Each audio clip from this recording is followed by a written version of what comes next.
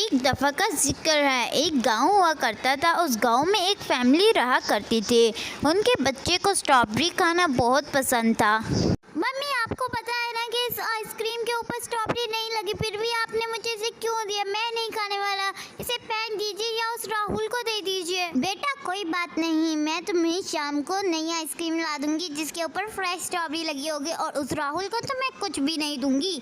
वहीं राहुल जो यतीम था, जो अपनी चच्ची के यहाँ रहा करता था, उस आइसक्रीम को देखकर उसका बड़ा जी ललचाया, लेकिन उसकी चच्ची ने उसके सामने उस आइसक्रीम को डस्टबिन में फेंक दिया। शाम को राहुल की चच्ची फ्रेश स्ट्रॉबेरी लाती हैं। बेटा, ये लो फ्रेश स्ट्रॉबेरी। मुझे फ्रेश स्ट्रॉबेरी आइसक्रीम नहीं मिली, इसी वजह से मैं स्ट्रॉबेरी ले आई, तुम इन स्ट्रॉबेरी को खा लो। मम्मी, वो सब तो ठीक है, लेकिन इधर तो एक खराब स्ट्रॉबेरी है। क्यों ना हम उसे उस राहुल को दे आए। उस राहुल की जब तबीयत खराब होगी तो मुझे बहुत मज़ा आएगा। मैं अभी जाकर उसको ये वाली स्ट्रॉबेरी देकर आता हूँ।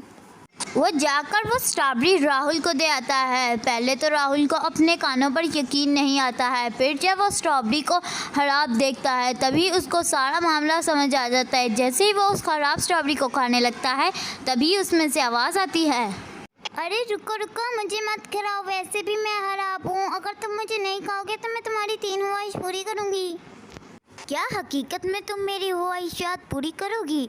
ऐसा है तो मैं तुम्हें नहीं खाऊंगा। तो मेरी पहली ख्वाहिश ये है कि मुझे इनसे दूर एक नए घर में ले जाओ, और दूसरी ख्वाहिश ये है कि मुझे बहुत ज़्यादा स्ट्रॉबेरीज दे दो। लेकिन तीसरी ख्वाहिश, जब ये 2 ख्वाहिश पूरी होंगी तभी मैं मांगूंगा। और फिर स्ट्रॉबेरी अपना मैजिक करती है और वो लोग एक नए घर में चले जाते हैं, और उसके पास बहुत ज़्यादा स्ट्रॉबेरीज आ जाती हैं। वो उससे उसकी तीसरी ख्वाहिश के बारे में पूछती है। अब तुम मुझे अपनी आखिरी ख्वाहिश के बारे में बताओ। मैं तुम्हारी आखिरी ख्वाहिश ज़रूर पूरी करूँगी। मेरे पास ज़्यादा वक्त नहीं है, वैसे भी मैं खराब हो चुकी हूँ।